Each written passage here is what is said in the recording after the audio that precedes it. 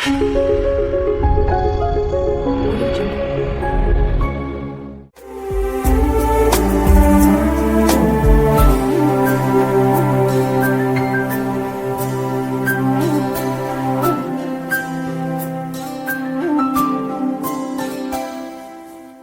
न भूल सकता उस कलवरी, खून में लथपथ था जहाँ मेरा यीशु मसीह।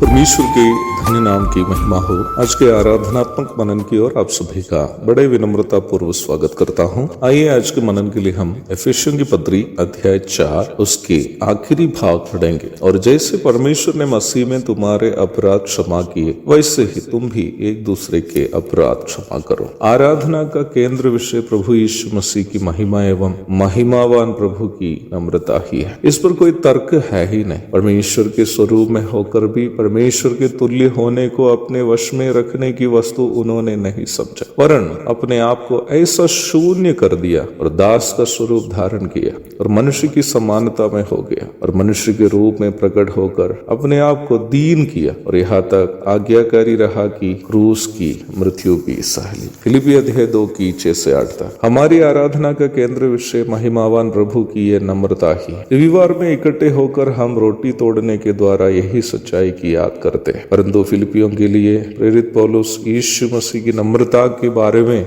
इस प्रकार सूचित करने का एक अन्य कारण भी है। बाइबल पंडितों का माने तो फिलिपी की कलीसिया में 2 बहनें थी जो आपस में कभी मेल में नहीं रहते थे। इन बहनों के संबंध में 14 अध्याय की 2 पद में हम देखते हैं, मैं युओदिया को भी समझाता हूँ और सुन्दुके को भी कि वे प्रभु में एक मन रहे। ये बात स्वाभाविक है कि स्थानीय कलीसिया में जो 2 जन के बीच में समस्याएं लंबे समय से जारी रहती है तो अन्य लोग भी किसी न किसी प्रकार इससे प्रभावित हो जाते हैं। बाइबल पंडितों का माने तो फिलिपी के 2 अध्याय में इन बहनों के आपसी मतभेद को मद्देनजर रखते हुए प्रेरित पौलुस ने महिमावान प्रभु की नम्रता के बारे में वहां परामर्श किया।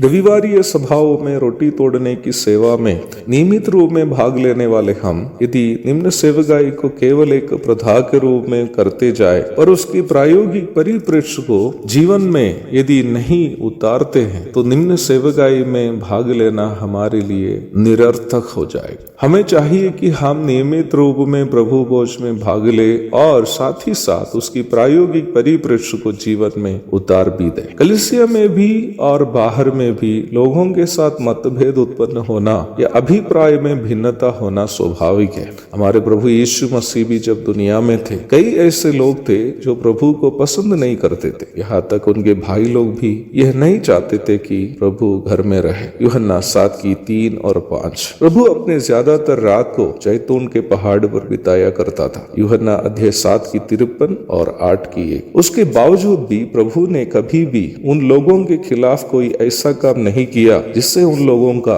नुकसान हो। प्रभु यहाँ तक अपने भाइयों का भी उद्धार सुनिश्चित करने के बाद ही स्वर्गारोहण किया था। जब हम इफिसी 4 की 32 में आते हैं, प्रेरित पौलुस ये समझा रहा है कि परमेश्वर पिता ने कैसे यीशु मसीह के कारण हमें माफी दी।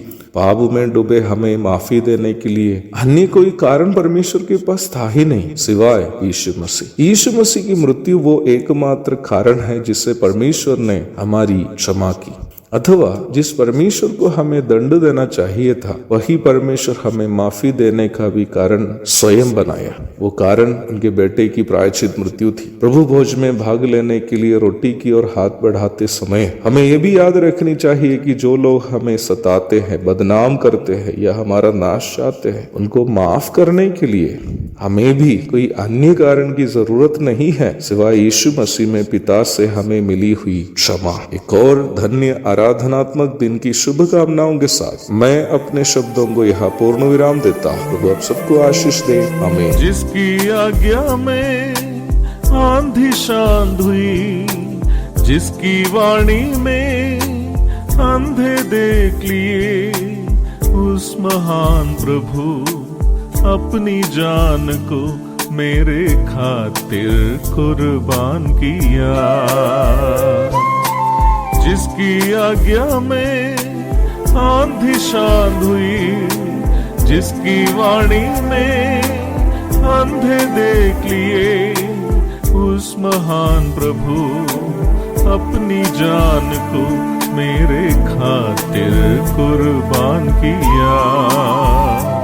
मैं न भूल सकता उस कलवरी,